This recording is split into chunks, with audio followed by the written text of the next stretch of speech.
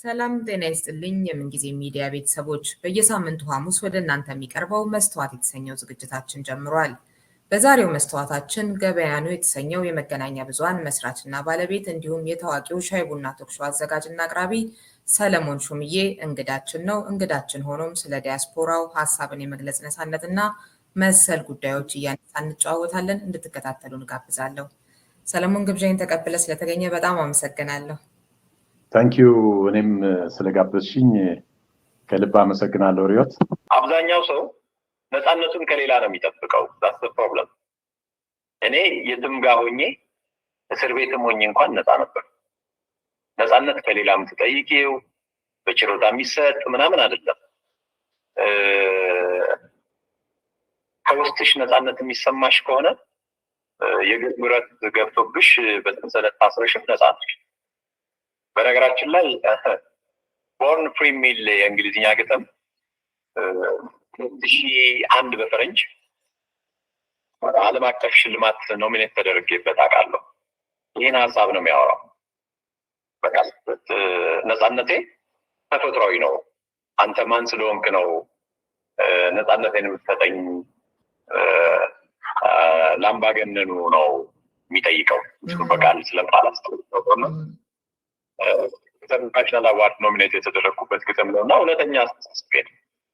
በሞመንት ልክ ነፃነትሽን ከሌላ መጠበቅና መጠየቅ ስትጀምሪ በገዛ እጅሽ ባርነት ውስጥ ወድቀሻል። ነፃነት ኤክሰርሳይዝ ታሪክ ምንን ግምት በማስገባት ነው። ግን ልክ አንቺ ያለሽ ነፃነት ሌላም ሰው እንዳለው ግን ማሰብ ያስፈልጋል። በማህበር አብረን ለመኖር እኔ ብቻ ሪዮትም ነፃነት አላት። ያንቺን ነፃነት በቁጤ እኔ ብቻዬን አብሶሉት ነፃነት ሊኖረኝ አይችልም፣ ፍጹማዊ ነፃነት። ስለዚህ ወደ ማህበር ስንመጣ ኮምፕሮማይዝ እናደርጋለን ማለት ይሄ አድርገው እናቻችላለን፣ እንካፈላለን ነፃነታችንን። ለምን የጋራ ስፔስ ውስጥ መኖር ስላለብን። ከዛ በተረፈ ሰው ሲፈጠር ማንም ሰው በራሱ ነፃ ከሌሎች አይደለም ነፃነት የሚሰጠው። እኔ እንደዚህ ነው ማምነው እና ነፃነት የሌላቸውና ከሌላ የሚጠብቁ ሰዎች ልክ ነው አቶ እንትናን ተጠግተው የሆነ ቡድን ተጠልለው ምናምን ነው ነፃነት የሚሰማቸው። እኔ ከዛ ያ እውነት ነው። የሆነ ቡድን ተጠልለው ስትል በስፋት የማየው ችግር ነው። አንዳንድ ጊዜ ሰዎች መንግስትን የመተቸት ጉዳይ ላይ ሊደፍሩ ይችላሉ፣ ግን ደግሞ ሌሎች ቡድኖችን ደግሞ ሊፈሩ ይችላሉ እና ብዙ ጊዜ እንደው ከድፍረትና ከፍርሃት ጋር ሲታሰብ ከመንግስት ጋር ብቻ ነው የሚታየው እና ሌሎች ትንንሽ ቡድኖችን ወይንም ስብስቦችን ግን ተቃዋሚ የሚባሉትን ራሱ መተቸት የማይደፍሩና በተለይ ደግሞ ከውጭ ከሆነ ከዲያስፖራው ከሆነ መንግስትን ብቻ መተቸት የሚችሉ ደግሞ ያለውኝና ይለያያል። የምንፈራው ነገር ራስህን ዋናው ነገር ነፃ ማድረጉ ነው እንጂ ማንን ነው የምትፈራው የሚለው ሊሆን ይችላል። አንዳንዴ ፈሪ ሆነ ግን የምትፈራው ሊሆን ይችላል የሚለያየው እና እሱን ነገር እንዴት ነው የምትታዘበው? በደንብ ነው እኮ እንዳልሽው ነው ማስተውለው። አንዳንድ ሰዎች መንግስትን ከለላ አድርገው ሌላ ሰው መሳደብ ይብን መተቸትም አይደለም መሳደብ ነው ነፃነት የሚመስላቸው። ሌሎች ሰዎች ደግሞ ላታቸውን ውጭ አሳድረው ምናልባት ሌላ ሀገር ሄደው ምናምን የሆኑ ግሩፖችን ተጠልለው መንግስትን መሳደብ ነው ነፃነት የሚመስላቸው። ይህ ነፃነት አይደለም። አንደኛው ባርነት ወደ ሌላኛው ባርነት ነው የገባሽው። ነፃነት ውስጥ ነው። ሀገር ውስጥ ኖርሽ ሀገር ውጭ ኖር ውስጥሽ ያለ ነገር ነው፣ ባህሪሽ ነው መሆን ያለበት።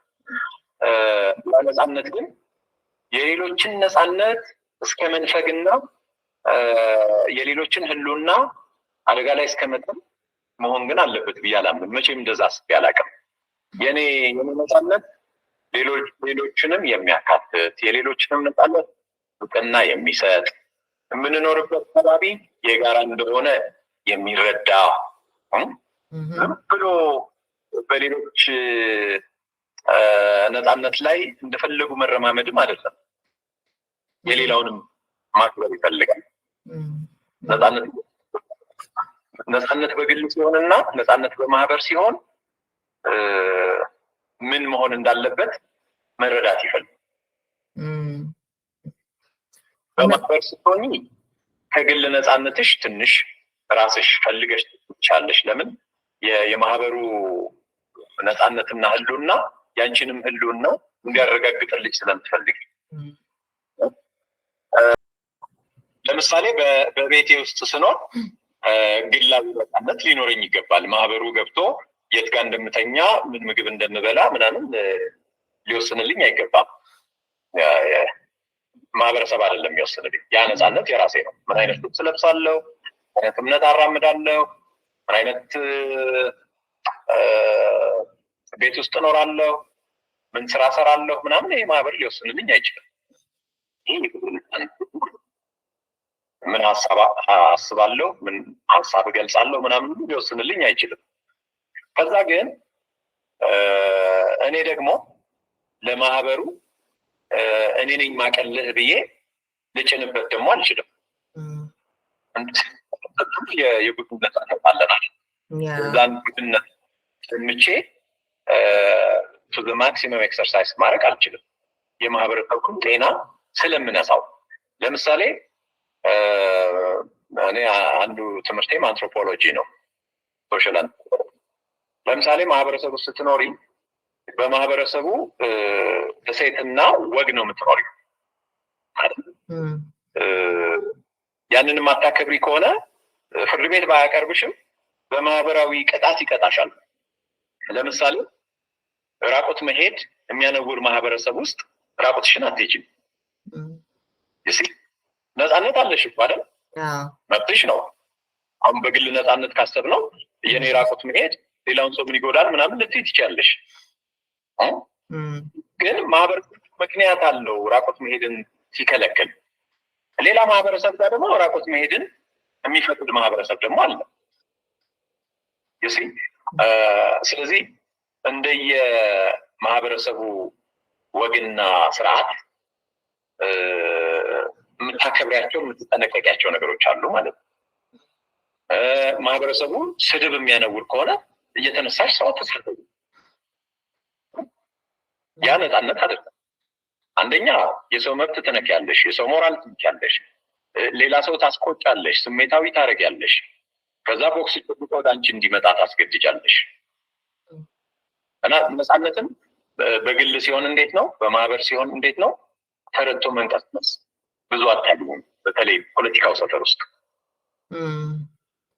አዎ እንግዲህ አንዳንዴ ደግሞ ከዛ ባህል ይሆናል። አሁን እንዳልከው በማህበረሰቡ የተነወረ ይሆንና ከዛ ደግሞ በሚዲያው ላይ በተለይ ደግሞ ከፊት ያሉ ሰዎች እንደ ባህል አድርገው ሲጠቀሙት ከዛ ደግሞ ወደታችም የመውረድ እና ኖርማል የመሆን ነገር ደግሞ ይኖረዋል። እንዲህና እንዲያ እያለ ያለንበት ሁኔታ እንግዲህ ከመነጋገር ከመከራከር ይልቅ ሀሳብን በሰለጠነ መንገድ ከመግለጽ ይልቅ ይሄ ስድብ አይነቱ ነገር በቀደምም አንድ ልጅ ጋር እንዲሁ ስናወራ ነበር እና እናቱን ያልሆነች ሌላን ሴት እናቱ ነች ብለው ስም እያጠፉ በዛ ተናዶ እየነገረኝ ነበር። እና ያንን እንደዛ የሚያደርጉት ሰዎች ገብቶ ቲክቶክ ላይ አንዱ በጣም አድናቂ ነኝ በነገራችን ላይ የምትሳደባው ስድቦች ሲለዋል ቴንኪው አላለ። እና እንደዚህ ሁሉ በነውር የሚኮራበት ጊዜ ደርሰናል። እና አንዳንዴ ደግሞ ወደታችም እንዳልኩ በተለይ ማህበራዊ ሚዲያውን የያዙ ሰዎች ወደታችም የሚያወርዱት መጥፎ ባህል ይሆናል። እና እስኪ እንደው ሌላ ጊዜ በደንብ ከሰራለን ኮኔክሽኑ እንገናኛለን። ትንሽም እየረበሸ ስለሆነ በስልክም ስለሆነ እያወራን ያለ ነው። እያጠቃለልኩል ለመሄድ ሀገር ቤት ያለውን ነገር ያው በደንብ ታውቀዋለህ። መተህ ደግሞ እዚህ ካናዳ ቆይተህ ነበር። እዚህ ያልኩኝ እንግዲህ ካናዳ ያለው እንዳይመስል። ለማንኛውም እንደ ዲያስፖራ የምንለያይበትም የምንጋራቸውም ነገሮች ይኖራሉ የተለያየ ቦታ ብንሆንም። እና ያየኸው ልምድ ምንድን ነው? በነበረህ በቆይታ ካናዳ ላይ ምን አይነት በጥንካሬ የምታነሳቸው በክፍተት የምታነሳቸው ቢሻሻሉ ብለህ የምትላቸው ጉዳዮች እንዳሉ ደግሞ ትንሽ አውራን እስኪ። ያው ብዙ አንዳንድ ወጣ ያሉ ጥሩ ነገሮች አይቻለሁ። ከዛ በመለስ ያለው ግን ኢትዮጵያ በቃ ጂኦግራፊ ቀይራ ነው ያለችው ብዬ ነው የማስበው። መሬቱ ነው እንጂ ያልሄደው አሳፈሩ እዛም ነው ያለው። ተመሳሳይ አስተሳሰብ ነው የምታየው። አንዳንዴ እንደውም ከሀገር ያልወጡ የሚመስሉ ሰዎች ያጋጥሙሻል። አንዳንዱ እንደውም የዛሬ 6 ዓመት ሲወጣ በነበረው ቦታ ላይ ኢትዮጵያንና ኢትዮጵያውያን የሚያስበው በዛ ደረጃ ነው። አልፈርድም ማለት ኤክስፔሪየንስ ያላረግሽው ያላለፍሽበት ነገር ጭንቅላት ውስጥ ይመጣል ብዬ ስለማላምን፣ ግን አሁን ቴክኖሎጂውም ዘመኑም ያግዛል ፍላጎቱ ካለ ማለት ነው።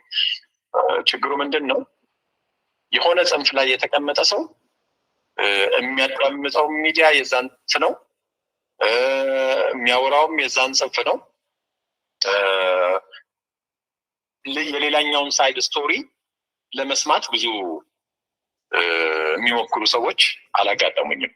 አብዛኛው ሰው ስራ ላይ ነው፣ ቢዚ ነው። አሁን እንደዚህ ማወራው ፖለቲካል ኮንሰርን ስላላቸው ሰዎች ብቻ ነው።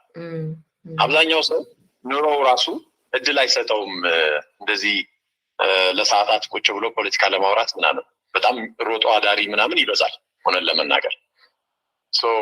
የእነሱ ድምፅ አልሰማሁትም ብል ነው የምመርጠው። አልሰማኋቸው። በቃ ኑሯቸው ላይ በጣም የሚሯሯጡት ይበዛሉ።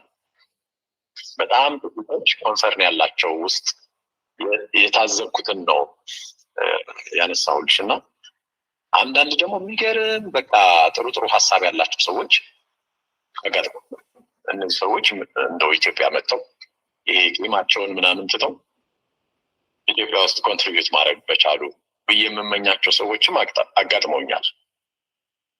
በዚህ መንገድ ነው ያየኋቸው። ግን በአመዛኙ ያው እንዳልኩሽ ፖለቲካል ኮንሰርን ያላቸው ሰዎች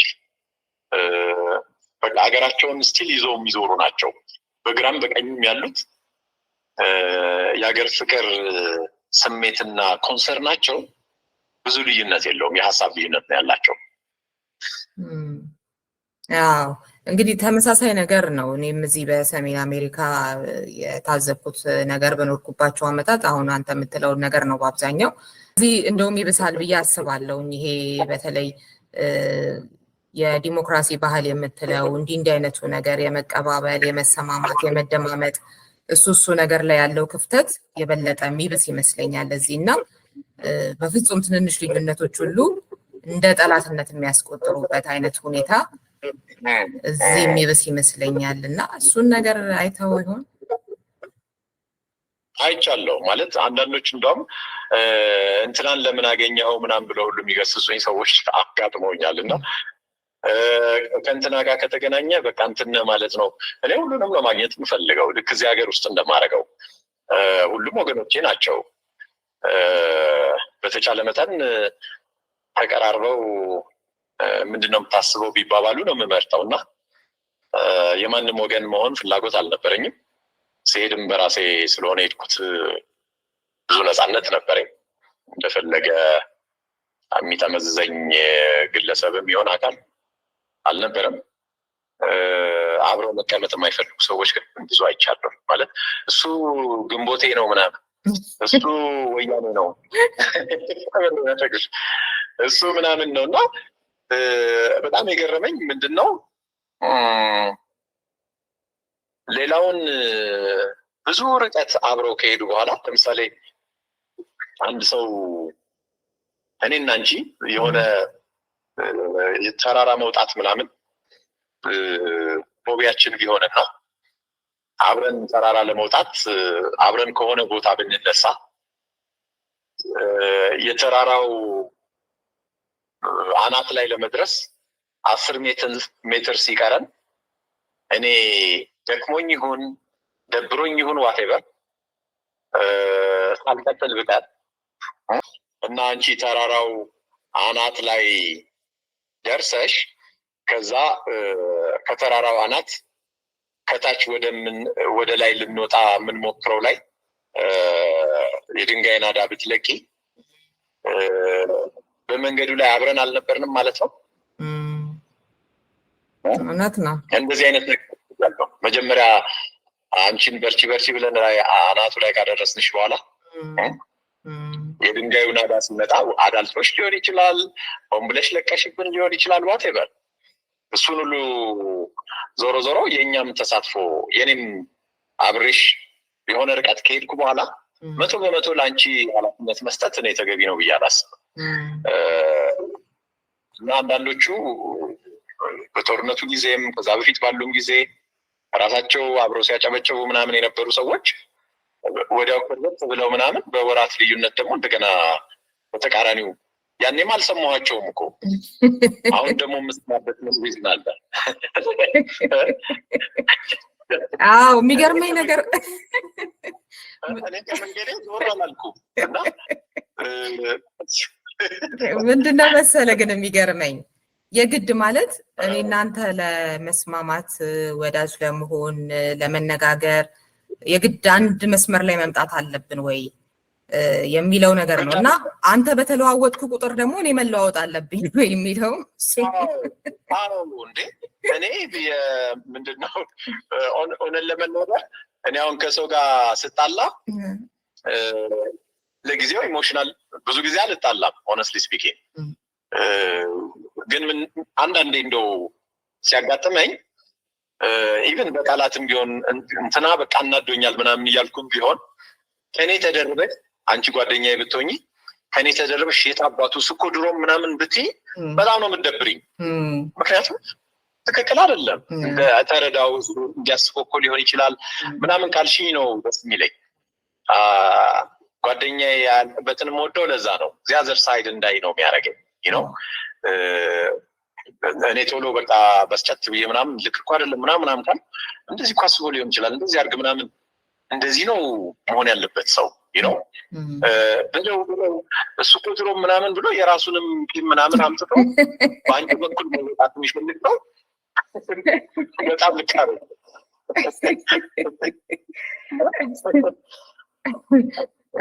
ለማንኛውም በጣም በእናት ቆንጆ ቆይታ እንዲኖረን ነበር ያሰብኩት። ቆንጆ ነው ግን ደግሞ ብዙ ረብሽ ሆናል ይሄ የኢንተርኔት ጉዳይና ሌላ ጊዜ ተስተካክሎ እንገናኛለን ብዬ ተስፋ አደርጋለሁ። እንደው ለመለያ ያህል ግን ይሄ የሀሳብ ጉዳይ ሀሳብን የመግለጽ ነፃነት ጉዳይ እንደዚሁም ደግሞ የመነጋገር ባህላችንን የማስፋት ጉዳይ ብዙ ሊሰራበት የሚገባ እንደሆነ አስባለሁና አንተም እየሰራህበት ነው። ከዚህ ጋር እንደው አንድ ከዘፈን ስራዎች መሀል ማነሽ ከየት ነው የመጣሽ እያልክ ግጥሞች የሆነ ቦታ ላይ ያለና ቀድሞ ላልገመተ ላላሰበ አርቆ ህይወት ማዕበል ነው ሲወስድ አሳስቆ ትላለህና እንደው ይሄ የማሰብ አይምሯችንን የማሰራት በመንጋ አለመሄድ ይሄ ነገር እንዴት ነው የማለቱን ነገር እሱ ላይ እንደው ትንሽ ብለህበት ብንለያይና ሌላ መጨመር የምትፈልገው ነገር ካለም እሱን አክለ ለዛሬ እንለያያለን።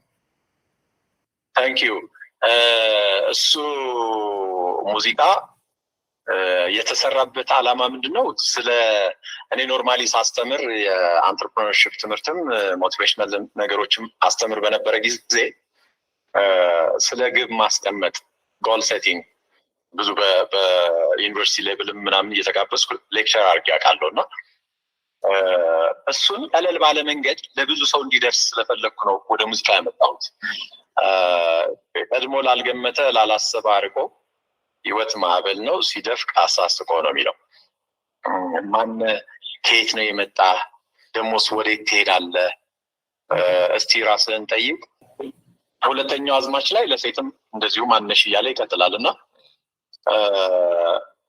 ብዙ ጊዜ አስበን የማናረጋቸው ነገሮች ናቸው እንደገና እንድንከልስ የሚያስገድዱን ተመልሰን እዛው ችግር ላይ እንድንገኝ ያደርጉናል እና መጠየቅ መመርመር በጣም የምወዳቸው ነገሮች በጣም ኤሌመንተሪ ጥያቄዎች መጠየቅ እኮ ነው። በቃ ነገሮችን መረዳት ከፈለግን ምንድን ነው የሆነው? ማን ያደረገው? ለምንድን ነው የሆነው? እንዴት ነው የሆነው? መቼ ነው የሆነው? የት ነው የሆነው ብለን መጠየቅ ከቻልን እነዚህ ጥያቄዎች የተመለሱልን ከሆነ በቃ ተረድተናል ማለት ነው። አልተመለሱ ከሆነ ደግሞ ያልንረዳ የሞከርነው ነገር ላይ ችግር አለ ማለት ነው። መረጃውን የሚሰጠን አካል ላይ ችግር አለ ማለት ነው። ከዛ ደግሞ ካወቅንም በኋላ በሌላ አንግል ማየት ነገሮችን ማለት ሁልጊዜ እንደተሰጠሽ ብቻ መውሰድ ተገቢ አይደለም። ክሪቲካል መሆን፣ ጠያቂ አሰላሳይ መሆን በየትኛውም ደረጃ ማለት ነው። አሁን ብዙ ጊዜ ሀሳብ ለተወሰኑ ሰዎች የተሰጠ ወይ በትምህርት ላሉ ወይ በከፍላሉ ምናምን አድርጎ የሚያስብ ሰው አለ። ግድ ግን አይደል። ድንጋይ ፈላጭ እንኳን ብትሆኚ አስቦ የሚፈልጠው ሰውዬና ሳያስብ የሚፈልጠው አንድ አይደለም። ገብቶሻል? መጀመሪያ መረጃውን ብሎ የት ጋር ቢመታው ተርከክ እንደሚያደርገው ያሰበው ሰውዬና ዝም ብሎ ሳያስብ መረጃውን እያነሳ ደርገም የሚያደርግ ድንጋዩ ላይ እኩል አይፈልጡም። እንጨትም ቢሆን እንጨት ምናልባት ፈልጠሽ ይሆናል ቤት ውስጥ አልመከም ልጅ ሆኜ ይፈልጥ ነበርና ጎበዝ አይደለሁም እና የሚችሉ ሰዎች አሉ። ገባሽ? እንትን በደንብ በቃ ገና አናት ሲሉት በቃ ትርክክ ብሎ እስከታች ድረስ። ምክንያቱም አስበው ስለሚያደርጉት ነው። ዝም ብሎ መጥረቢያውን እንዲያነሱ መጣል አይደለም። መፍለጥም ቢሆን እንግዲህ አሁን በጣም ዝቅተኛ አድርገን የምናስበው ነው ድንጋይ መጥረብ መፍለጥ ምናምን የምንላቸው። ድንጋይ እኮ ጠርበው ውበት ሰጥተው ቤትሽን የሚያሳምሩ ሰዎች አሉ። እነሱን አሁን እኔ ልሁን ብል አልችልም። ያሰቡ ያሰላሰሉ ቤት ጋር ምን ቢያደርጉት ውበት ቅርጽ እንደሚያወጣ ያወቁ ሰዎች ናቸው ድንጋዩንም የሚጠርጉት።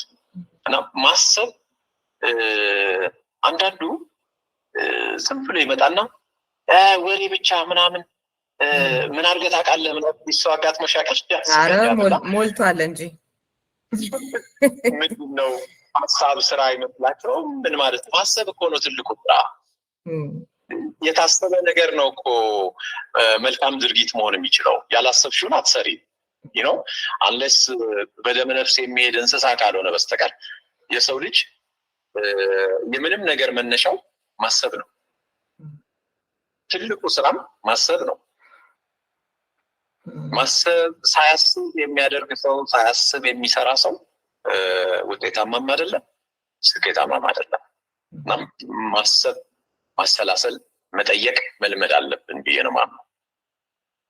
በጣም ነው የማመሰግነው ሶል። እንግዲህ ሌላ ጊዜ ደግሞ በደንብ እንገናኛለን። የዛሬው ቢረብሸንም ኢንተርኔቱ ጥሩ ቆይታ ነበር። ቴንኪው በጣም ለጊዜ። እኔም በጣም አመሰግናለሁ ሪዮት፣ አክባሪሽ ነኝ።